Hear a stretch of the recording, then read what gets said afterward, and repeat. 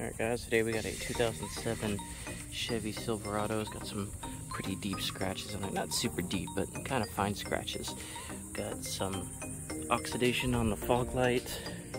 So this one is pretty much just a yellow haze. So normally I would hit it with the 600 if it was just haze, but since this has the scratches in it pretty fine, I'm going to use a 400 to take the layer off a little bit faster. So let's do it.